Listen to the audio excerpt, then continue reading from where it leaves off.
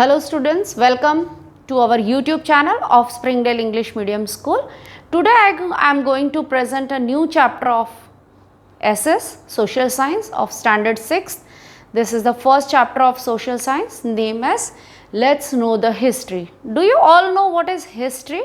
Because up to 5th standard we just studied ENV or and that is called environmental study. तो आज हम यहाँ पर नया सब्जेक्ट 6th ऑनवर्ड्स हमारे सब्जेक्ट्स ENV की जगह SS आता है, जिसे हम 3 पार्ट में डिवाइड करते हैं. फर्स्ट होता है हिस्ट्री. हिस्ट्री मतलब इतिहास, किसी भी चीज़ की पुरानी जानकारी कि ये कैसे हुआ, कब हुआ और कौन कौन उसमें इन्वॉल्व था और ये रिसर्च किसने की, उसके बारे में आज हम यहाँ पर पढ़ेंगे. In your curriculum of standard 6, we will know about an interesting subject of social science, as I told you earlier. Social science gives us information about social world of man like geography, economics, social conditions and institutions, political activities and organizations. Subjects other than history introduce us with social life of present time, while history gives us information about past of human society with the help of which we know our present.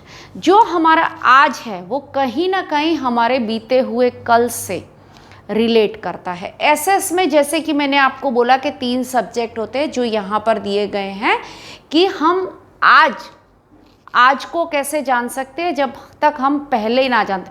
जैसे हम कह सकते हैं कि हमें जब सीढ़ी चढ़नी है तो अगर हम पहली सीढ़ी नहीं चढ़ते तो डायरेक्ट हम 5th या 10th स्टेयर्स पे अप नहीं जा सकते हैं.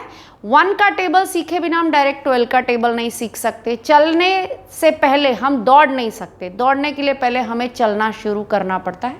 वैसे ही यहाँ पर सोशल वर्ल्ड ऑफ मैन इंसान से रिलेटेड और ज्योग्राफी मीन्स भौतिक, इकोनॉमिक्स मीन्स फाइनेंशियली और सोशल कंडीशंस जो सामाजिक हमारी परिस्थितियाँ होती है, इंस्टीट्यूशंस लाइक कॉलेजेस, स्कूल्स और अदर इंस्टीट्यूशन, पॉलिटिकल एक्टिविटीज़ यानी कि राजकीय एक्टिविटीज़ एंड ऑर्गेनाइजेशन, संस्थाओं से रिलेट करता हुआ कोई भी सब्जेक्ट जब हम पढ़ते हैं, all that is included and introduced in history. So we are able to know our history with the help of information given to us about the past of human beings, human society and people. Like हम बहुत कुछ जानते हैं, जैसे हमने बहुत बार सुना है कि जो हमारे forefathers थे, ये जो ancient man था, they used to live in caves and they don't cook their food, they are not able to prepare their food. They eat raw leaves, raw fruits, raw animals and all that things. After that, one by one we know about the history. So this is the very first chapter of your SS, that is know about history. History की जानकारी क्या होता है वो आज हम first chapter में पढ़ने जा रहे हैं. It is possible for us to know about social life of present time without having knowledge of past. क्या ये पॉसिबल है कि हमारे बीते हुए कल को जाने बिना हम आज को जान सके? यहाँ पर एक क्वेश्चन मार्क है. तो यही क्वेश्चन मैं आपसे करती हूँ कि इज़ इट पॉसिबल कि हमने 1st स्टैंडर्ड में पढ़ाई नहीं की और हम डायरेक्ट 3rd स्टैंडर्ड की एग्ज़ाम दें? तो no, it is logically it is and practically it is not possible. How was man's life of people without agriculture, roads, transportation, houses, etc.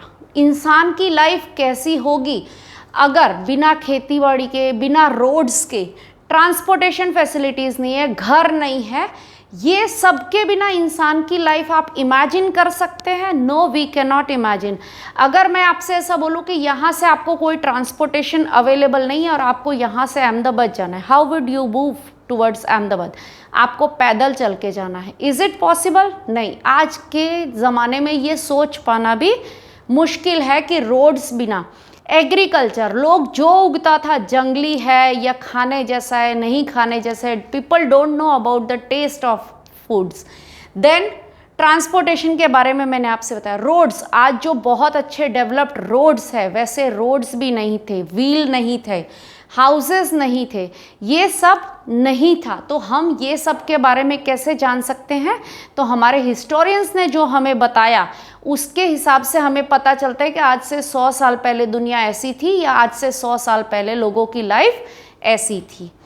History give us information regarding all such aspects. All such aspects मतलब ये agriculture, roads, transportation, houses, इन सब की information हमें history से मिलती है। It gives us information about customs and traditions, beliefs, diet and dress of people of different generation.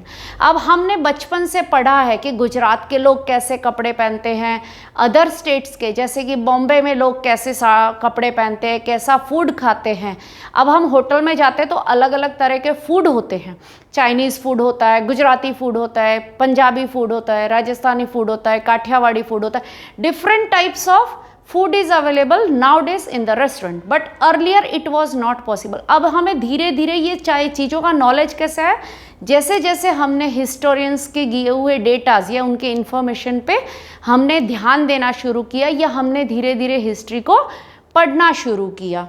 We feel as if we are wandering in some other world. जब हम ये सब पढ़ते हैं तो हमारे दिमाग में एक सोच चलती है जैसे कि हम किसी और दुनिया के बारे में सुन रहे हैं या समझ रहे हैं।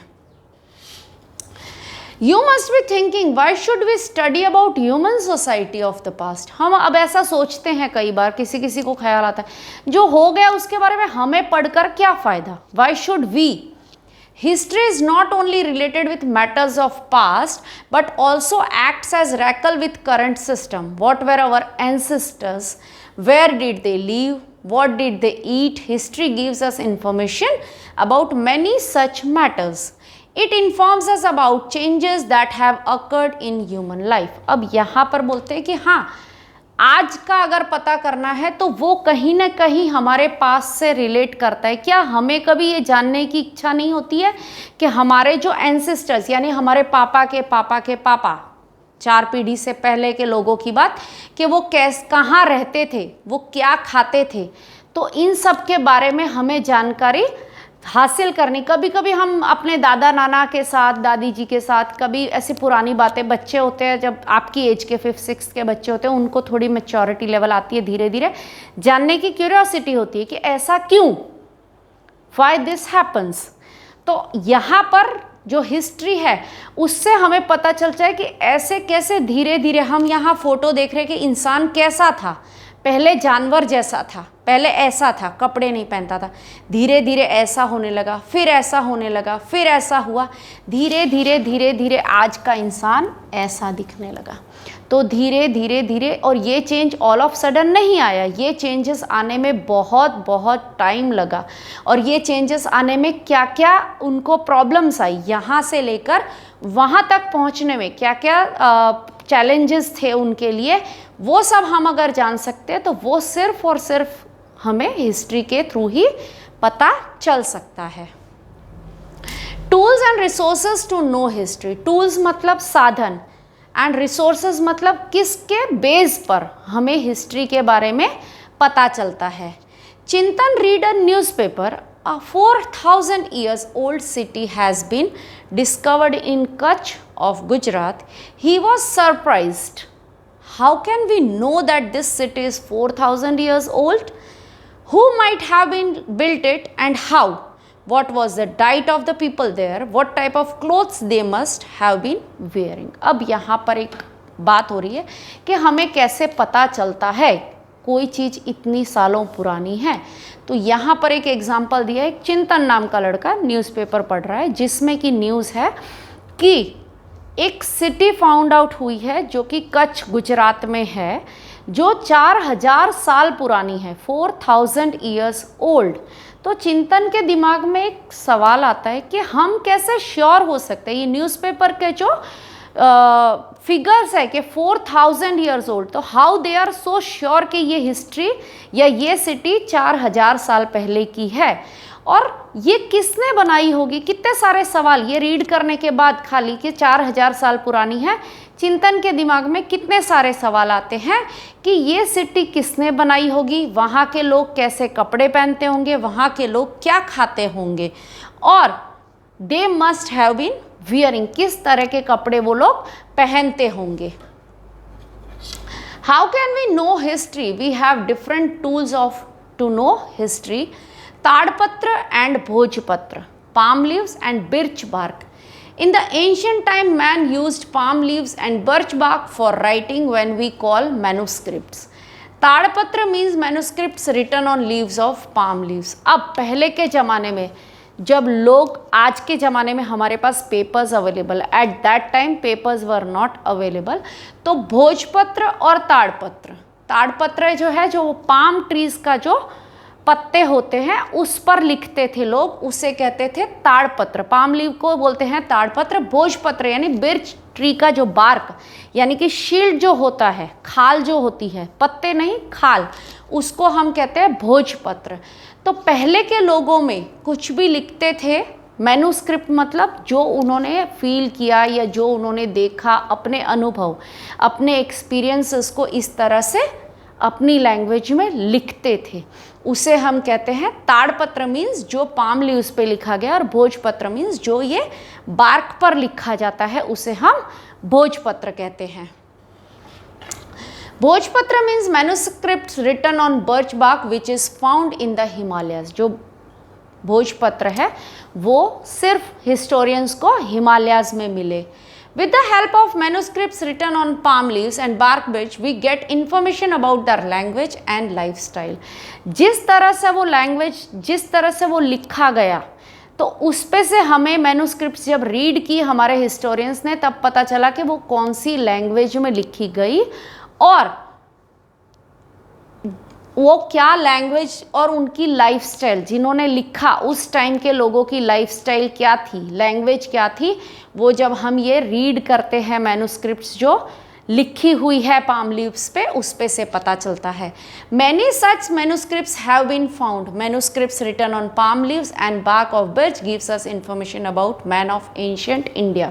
इंडिया के पुराने लोगों के बारे में इसी तरह के मैन्युस्क्रिप्ट्स, स्क्रिप्ट्स मतलब कुछ भी रिटर्न में अगर आप पाते हैं तो उसे हम मैन्युस्क्रिप्ट्स बोलते हैं। ऐसे ही मैन्युस्क्रिप्ट्स रीड करने के बाद हमारे हिस्टोरियंस को जो है उनको ये पता चलता है कि उनकी लैंग्वेज कैसी थी, उनकी लाइफस्टाइल कैसी थी, उनकी क्लोथिंग कैसी थी, उस टाइम क्या क्या, जैसे आज हमारे यहाँ रोज फैशन चेंज होता है। एंड्रॉयड फ़ोन सबसे पहली बात, जिसमें आप पढ़ाई कर रहे हैं आजकल, एंड्रॉयड फ़ोन्स हर रोज़ एक लेटेस्ट वर्जन आता है, अपडेटेड वर्जन आता है। अगर आज हमने मोबाइल ख़रीदा, कल वो पुराना हो जाता है। क्यों? क्योंकि रोज़ कुछ ना कुछ नया आता है। उस टाइम में टेक्नोलॉजी इतनी डेवलप नहीं थी, उस टाइम टेक्नोलॉजिकली ज़ीरो थे। तो मैन्युस्क्रिप्ट्स जब जब पढ़ते हैं तब तक इन्फॉर्मेशन मिलती है कि एंशिएंट यानी पूर्वज जो हमारे फोर फादर्स थे या उससे भी पुरानी जो हिस्ट्री है उसके बारे में, उस टाइम में लाइफस्टाइल और लोग किस तरह से जीते थे। Birch bark and palm leaves. Such manuscripts have been preserved in temples and monasteries. अब ये जो ताड़पत्र, ये भोजपत्र होते हैं, इनको मंदिरों में संभाल कर रखा जाता है। और मोनेस्ट्रीज मतलब धर्मशालाएं होती है, या फिर भगवान से रिलेटेड जो अलग अलग धर्मों की पूजा की जगह होती हैं वो। They have text in Sanskrit, Prakrit and Tamil language. ये तीन लैंग्वेज उस टाइम में यूज होती थी, संस्कृत, प्राकृत and Tamil. These are the three ancient languages used in India. Even poems, dramas, stories and epics were also written on ताड़पत्र and भोजपत्र. बहुत सारे पुराण भी लिखे गए हैं, बहुत सारी स्टोरीज, बहुत सारे ड्रामास, बहुत सारे पोएम्स भी ताड़पत्र और भोजपत्र पे लिखे गए हैं। They have also been preserved in the form of books. अब वो ताड़पत्र पेपर की तरह जब बुक को हम बाइंड करवाते हैं, वैसे ही वो बुक की तरह बाइंड करवा के बुक के फॉर्म में भी वो जो प्रिजर्व की गई हैं वो बुक्स के फॉर्म में भी आज भी अवेलेबल है। They give us knowledge about customs and traditions, social belief, lifestyle of kings, science, education, medicines, animals, etc. अब यहाँ पर वो जो बुक्स लिखी गई या ताड़पत्र भोजपत्र पे जो भी मैन्युस्क्रिप्ट्स थे, उससे हमें पुराने ज़माने के या उस वक्त के लोगों के कस्टम्स यानी रीति रिवाज, ट्रेडिशंस, जो हम आज के हम मान्यताएं जो कह सकते हैं, सोशल बिलीफ्स, लाइफस्टाइल, लोगों की लाइफस्टाइल कैसी थी, वहाँ उस टाइम के राजा, उस टाइम का विज्ञान, साइंस, एजुकेशन, उस टाइम में किस तरह से पढ़ाई होती थी, कैसे स्कूल्स होते थे, कैसे टीचर्स होते थे, कैसे यूनिवर्सिटीज़ होती थी, उसके बारे में, उस टाइम में कौन सी दवाइयाँ यूज़ होती थी, उस टाइम में कैसे कैसे एनिमल्स होते थे, वो सभी चीज़ का नॉलेज हमें अर्लियर ये सिर्फ ताड़पत्र और भोजपत्र से ही पता चलता था। Number 2, inscription. इंस्क्रिप्शंस मतलब क्या होता है? इंस्क्रिप्शन ताड़पत्र और भोजपत्र से अलग चीज है जो हमें डिटेल्ड नॉलेज देती है। Inscription, articles which are carved on the metals and stones are called stone inscriptions.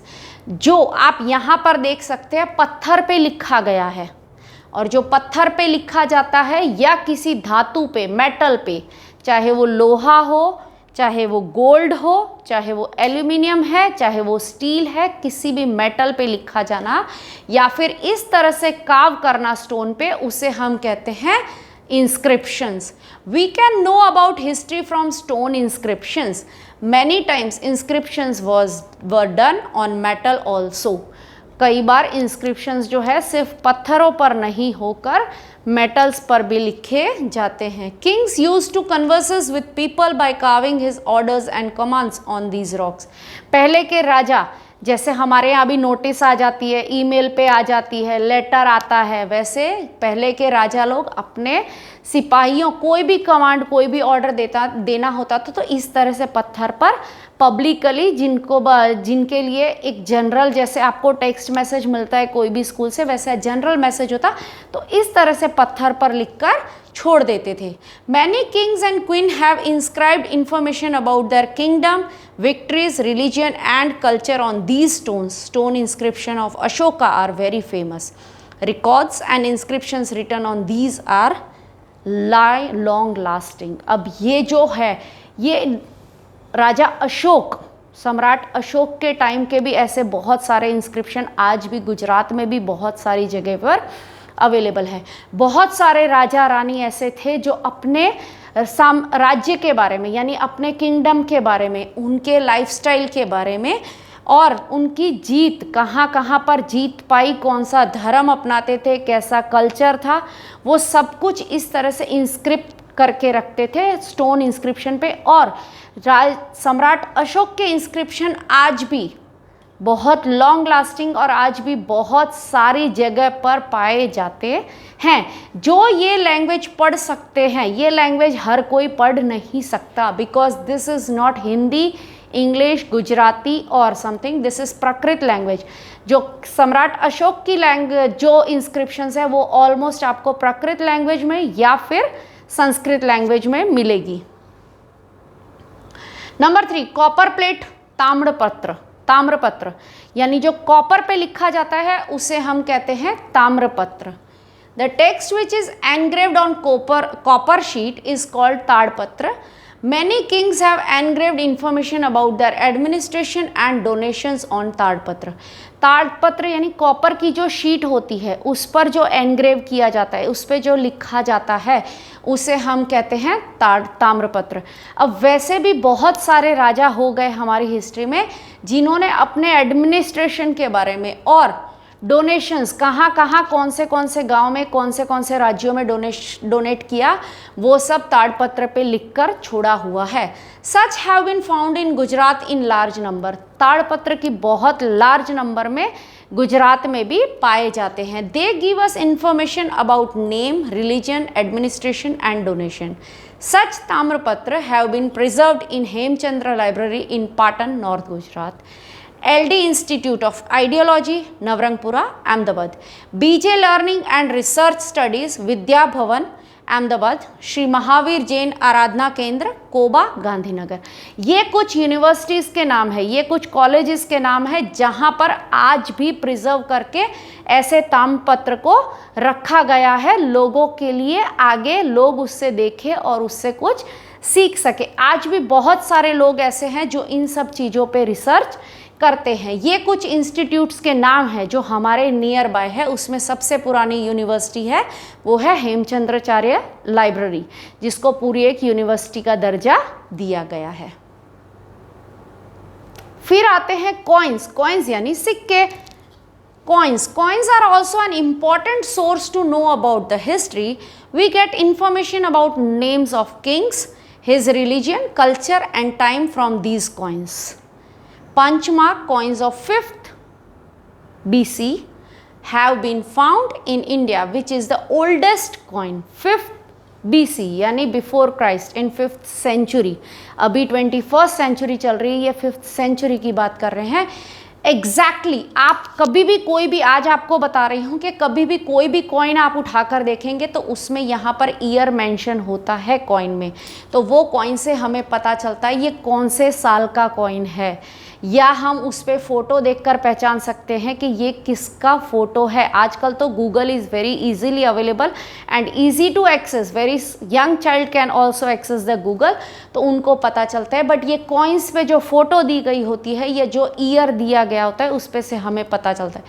सबसे पहले कॉइन की बात यहाँ पर करते हैं, पंचमार्क कॉइन जो 5th BC में ढूंढा गया और वो इंडिया का सबसे पुराना कॉइन था। Other this gold, silver and copper coins of Greek kings, Mauryan age, Gupta have found. They give us information about their social, religious, economic and political structure of that state. अब state wise coins थे। पहले के राजा, आपने देखा होगा बहुत सारे serials हम देखते हैं, पहले के राजा क्या करते थे, किसी की किसी बात से खुश हुए अपने गहने निकाल, इसको 100 मुद्राएं दे दो, इसको 500 मुद्राएं दे दो, इसको 1000 मुद्राएं दे दो। मुद्रा मीन्स आज हम स्टील के कॉइन्स देखते हैं, बट अर्लियर स्टेज में किस चीज़ के कॉइन्स होते थे, गोल्ड, सिल्वर एंड कॉपर। बहुत खुश है तो सोने की मुद्राएं दे दो, थोड़ा कम खुश है तो चांदी की मुद्राएं दे दो। पहले के ज़माने में सिर्फ कॉइन्स से ही बिजनेस या कोई भी काम चलता था। तो वो कॉइन पे जो एनग्रेविंग है यहाँ पर आप देख सकते हैं, ये अलग अलग कंट्री के कॉइन्स हो सकते हैं, ये अलग अलग टाइम के कॉइन्स हो सकते हैं, ये अलग अलग किंग के बारे में हमें इंफॉर्मेशन देने वाले अलग अलग कॉइन्स हैं। पंचमार्क कॉइन्स, अब ये मार्क्स, ये जो ओल्डेस्ट कॉइन्स हैं उसके पिक्चर्स यहाँ पर रखे गए हैं। The coins created by pressing metal piece in the mould are called punch mark coins. अब इसको क्या करते थे, मिट्टी जैसा क्ले, जब क्ले एकदम सॉफ्ट होता है, गर्म होता है, तो उसके ऊपर किसी चीज़ की छाप लगाकर बनाना, उसे यहाँ पर कहते हैं पंचमार्क कॉइन्स। ऐसा नहीं सिंपली डाई होती थी, अभी वाली टेक्नोलॉजी नहीं है कि सिंपली डाई थी उसको एक बार हमने कंप्यूटराइज कर दिया और बन रहे हैं, वैसे नहीं होते थे। इसको कॉइन को बनाने के लिए मेटल पीस पे मोल्ड से कॉइन बनता था, जिसे हम पंचमार्क कॉइन्स कहते हैं। Students studying history, archaeologist, historians and travellers. जो स्टूडेंट्स हिस्ट्री पढ़ते हैं और आर्कियोलॉजिस्ट जो पुराने टाइम की चीज़ों में इंटरेस्ट रखते हैं या हिस्ट्री पे काम करते हैं, हिस्टोरियंस हमारे इतिहासकारक, और ट्रैवलर्स अलग अलग जगह से आकर अलग अलग जगह की हिस्ट्री के बारे में पढ़ना और जगहों पर रिसर्च करना या घूमना। ट्रैवलर मतलब सिंपली तो होता है जो रोम करते हैं, उसे हम ट्रैवलर कहते हैं। History means information given by archaeologist about past of human society on the basis of research. जिस तरह से रिसर्च करी, अभी मुझे रिसर्च हम सिंपल अगर एक बात कहते हैं तो हम जब हर साल आपको पता है साइंस फेयर करते हैं या कोई भी चीज़, अभी आपका रिसेंटली जो चल रहा है that is student of the week, तो हम ढूंढते हैं, रिसर्च मतलब हम ढूंढते हैं, हम टीचर से, हर टीचर से पूछते हैं आपके सब्जेक्ट में कैसा कर रहा है, आपके क्लास में रेगुलर आता है, ठीक से बिहेव करता है, क्वेश्चन के आंसर देता है। ऑल दैट रिसर्च, सारी इन्फॉर्मेशन को गैदर करने के बाद, सभी टीचर का व्यू लेने के बाद, फिर हम हर हफ्ते एक वीक ऑफ द स्टूडेंट देते हैं। तो यहाँ पर कहते हैं ह्यूमन सोसाइटी के बारे में जितनी भी इंफॉर्मेशन होती है उसको लेकर रिसर्च करते हैं, that is called history. They go ancient places and dig out the houses, coins, bricks, stones, implements, sample of food, bones of man, animals, etc. and study them and make us aware about culture of man at that time. वो अलग अलग जगह पर जाते हैं। अब सीधी सी बात है, अगर मैंने कहीं कोई चीज़ रख दी तो सिंपली 100 साल बाद जाकर अगर मैं वहाँ ढूंढूंगी तो वो चीज़ मुझे वहाँ मिलेगी नहीं। जो अवशेष होते हैं, पुराने जो अवशेष देखे जाते हैं, वो ज़्यादातर इरोशन होने की वजह से, सॉइल इरोशन, विंड इरोशन होने की वजह से वो मिट्टी में मिल जाते हैं। तो दे डिग मतलब एंशियंट प्लेस, पुरानी जगहों पर जाकर वहाँ पर खुदाई करना, वहाँ के हाउसेस, वहाँ के घर, वहाँ के सिक्के, वहाँ की ईंटें, वो सब, फिर वहाँ पर कुछ सैंपल्स होते हैं फूड के एंशियंट टाइम्स के, उन सब पर से रिसर्च करके वो हमें सारी इन्फॉर्मेशन गैदर करने के बाद उनके कल्चर के बारे में, उस टाइम के कल्चर के बारे में, उन सब एविडेंसेस को, वो सारी इन्फॉर्मेशन को गैदर करने के बाद वो हमें बता सकते हैं। It is not a work of 1 or 2 days, it takes many years to declare some research, और उसको भी सर्टिफाइड करवाना पड़ता है, उसे भी प्रूव करना पड़ता है। ऐसे ही नहीं मैंने आज कोई हड्डी लाके कह दी ये तो डायनासोर की हड्डी, इट इज़ नॉट पॉसिबल। उसके लिए 100 टेस्ट होते हैं, अलग अलग जगह पर अलग अलग चीज़ के टेस्ट होते हैं, अलग अलग साइंटिस्ट उसकी रिसर्च करते हैं, उसको टेस्टिफाई करते हैं, उसके बाद पता चलता है, उसके बाद वो बुक में या आपको उस चीज़ की नॉलेज देने के लिए एलिजिबल होते हैं। Man has been wandering from one place to another since ancient time. इंसान एक जगह से दूसरी जगह बहुत सालों से, एंशियंट यानी बहुत सालों की बात है, तब से एक जगह से दूसरी जगह, जैसे हम अभी लॉकडाउन में 4-5 महीने से फंसे हुए हैं, तो ऐसा लगता है कब लॉकडाउन खुले और हम कहीं घूमने जाएं, या हम किसी के घर जाएं, या हम कहीं आउट ऑफ स्टेशन जाएं। तो एंशियंट टाइम से, बहुत सालों से ये चला जा रहा है कि इंसान का स्वभाव है एक जगह से दूसरी जगह घूमने का। Many travellers have visited other countries to note life of people there. अलग अलग कंट्रीज से लोग आते हैं। आप जब आबू जाएंगे, उदयपुर जाएंगे, किसी भी टूरिस्ट प्लेस पर जाते हैं, तो हम देखते हैं हमारे इंडियन लोगों के साथ साथ उतने ही फॉरेनर्स भी वहाँ पर आते हैं, और वो सिंपली हमारी तरह चाट पकौड़ी खाकर नहीं आ जाते हैं, हम तो गाड़ी बिना नहीं चलते, दे रोम, वो एक एक छोटी छोटी चीज़ को नोटिस करते हैं। हम कैसा खाना खाते हैं, वो दुकानों में जाते हैं, आप ज़्यादातर जगह पे जाएंगे तो गाइड गाइड गाइड की आवाज़ देते हैं, वो हमें, जो गाइड्स होते हैं वो हमें वो जगह के बारे में इंफॉर्मेशन देते हैं। और अदर कंट्रीज से, हम भी दूसरी कंट्रीज़ में जाते हैं, दूसरी कंट्री के लोग भी यहाँ आते हैं सिर्फ़ और सिर्फ यहाँ के बारे में जानकारी लेने के लिए, कैसे लोग हैं, क्या पहनते हैं, क्या खाते हैं, कौन सी बोली बोलते हैं, all that things. From the travel details of such travelers, we get information about the history and culture of a country.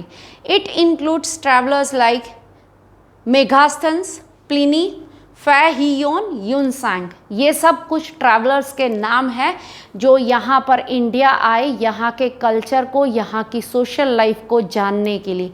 उसमें से सबसे फेमस हो गए युनसांग। ये यहाँ से इतनी सारी इन्फॉर्मेशन गैदर करके ले गए कि ये खुद हमारे इंडियन हिस्ट्री का एक हिस्सा बन गए, जिसके बारे में हम 10th तक पढ़ते हैं हिस्ट्री में। The researchers of archaeologists and historians gave us glimpse of great civilization which flourished in the northwest region on the banks of river Indus. अब बहुत सारी रिसर्चेस है आर्कियोलॉजिस्ट की जो हमें कुछ कुछ झलक हमें दिखाती है, किसके बारे में, सिविलाइजेशन के बारे में। सिविलाइजेशन यानी नहीं पता, सिविलाइजेशन मतलब किस तरह का उस टाइम में कैसा कल्चर या किस तरह का एटमॉस्फेयर, कैसी लाइफ जीते थे लोग, कैसा एडमिनिस्ट्रेशन था, कैसी सोशल लाइफ थी, उन सब के बारे में। इंडस बैंक ऑफ रिवर, यहाँ पर फोटो रखी है, ये है गंगा रिवर का घाट है। इंडस रिवर के नॉर्थ वेस्ट रीजन की बात करें, India many cities existed more than 4500 years ago. In the same way, it can also be known that many cities developed on the banks of river Ganga and nearby about 2500 years ago. अब यहाँ पर कहते हैं most of the many cities जो हमारी India की है वो करीब करीब 4500 4500 years ago की है।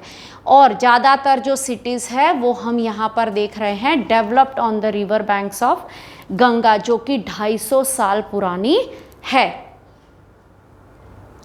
All these tools gives us information about customs, food, attire, technology and culture of people of that time. By exploring many cities and villages, they give us information regarding cotton, barley, wheat. Besides this, they have also given us information about animals of that time. Animals, पहले हम अगर animals की बात करते हैं तो हमने सुना है कि इंसान जो है वो पहले बंदर था, उसकी पूंछ थी, वो 4 पैरों पे चलता था। तो यहाँ पर बोलते हैं कि एक्सप्लोर करना यानी अपनी नॉलेज का दायरा बढ़ाना, उससे सिटीज़ के बारे में, विलेजेस के बारे में, और उसके साथ साथ यहाँ अनाज की बात होती है, एग्रीकल्चर की बात है, कॉटन, बार्ली, व्हीट। और इसके अलावा ये हमें इंफॉर्मेशन देते हैं जानवरों की भी, सिर्फ इंसान और इंसान से रिलेटेड कल्चर, ट्रेडिशन, कस्टम्स, इन सब की नहीं, सोशल एडमिनिस्ट्रेशन, इन सब की नहीं, बट इवन एनिमल्स पर भी हिस्टोरियंस ने उतनी रिसर्च की है और उतना हमारे लिए इंफॉर्मेशन आज की तारीख में प्रोवाइडेड है। Archaeologists are the scholars who study about past. They categorize the tools found, do researches, collect data from manuscripts, documents, archives, and they then scribed them in a rigorous way. Archaeologists and historians bring past to life. अब जो historians होते हैं, यहाँ archaeologist जो है वो scholars होते हैं। स्कॉलर्स यानी बहुत हाईली क्वालिफाइड, जो हिस्ट्री यानी पास्ट, हमारे गुजरे हुए कल के बारे में स्टडी करते हैं और अलग अलग चीज़ को कैटेगराइज करते हैं। जैसे हम 1st to 3rd का कंपटीशन करते हैं, 4th to 6th का कंपटीशन करते हैं, अलग अलग कैटेगरी वाइज। तो यहाँ पर वो टूल्स को और सब चीज़ को अलग अलग कैटेगराइज करके अलग अलग सेक्शन वाइज डिवाइड करते हैं and they collect data from that and manuscripts जो लिखे गए हैं, डॉक्यूमेंट्स जो मिलते हैं, आर्चिव्स यानी जो अलग अलग म्यूज़ियम वगैरह होते हैं, उन सब से अलग अलग डॉक्यूमेंट्स, अलग अलग चीज़ों को, अलग अलग इंफॉर्मेशन को रिकलेक्ट करके, उसको स्टडी करके जो हमें बताते हैं, वो हमारे पास्ट को हमारे आज में हमें दिखा सकते हैं। We can see. अब मुझे आपसे ये बात कहनी है खास कि अभी थोड़े टाइम पहले ही ऋतिक रोशन की एक पिक्चर आई थी, that is regarding Harappan civilisation. अगर आप वो देखेंगे, it was a flop movie, but history के नहीं, हड़प्पन सिविलाइजेशन के बारे में मूवी का नाम था मोहिंजोदारो। वो मूवी एक बार आप देखेंगे तो आपको पता चलेगा how this all happened and what information that movie gives us. जरूरी नहीं है हर बात उसमें सच हो, but they give us a little bit idea of that civilisation. Name of the land, अब वो जगह के नाम कैसे वो बता सकते हैं। We know our country by 2 names, 2 नाम से हम हमारे देश को जानते हैं, इंडिया एंड भारत। हम बोलते हैं भारत, पहले भारत बोलते थे, फिर इंडिया नाम पड़ा, 2 नाम से हम हमारी कंट्री को जानते हैं। The word India is derived from Indus which is called Sindhu in Sanskrit. People of ancient Iran and Greece were familiar with the Indus River. They came into contact with this region 2600 years ago. अब जो लोग, कहाँ के लोग, जो नाम है India, वो इंडस रिवर के वजह से पड़ा, जिसे हम सिंधु संस्कृत में भी कहते हैं, सिंधु रिवर, उसकी वजह से इंडिया नाम पड़ा। और ईरान और ग्रीस के जो पुराने लोग थे वो फैमिलियर थे इंडस रिवर से, वो जानते थे इंडस रिवर के बारे में। दे केम इनटू कांटेक्ट, वो हमारे कांटेक्ट में जब आए, जब कितने साल पहले, 2600 years ago, they people of Iran and Greece came into contact with India. The Iranians called the Indus River Hindos and the people of Greece called Indus. अब जो ग्रीस ईरानियन पीपल थे वो इंडस रिवर को हिंदोस कहते थे और Greece के लोग उसे इंडस कहते थे। They knew the east bank of river as India. वो ईस्ट हिस्सा था नदी का, उसे इंडिया के तौर पर जानते थे। We know about the name Bharat from Rigveda. Rigveda के टाइम से इंडिया को भारत खंड का नाम दिया गया, भारत, वो हम ऋग्वेदा के नाम टाइम से जानते हैं कि our country was named as Bharat. A group of people name Bharat came to settle in northern western India. It is from their name that our country came to be known as Bharat. This group is also mention in the early work of Sanskrit, example Rigveda.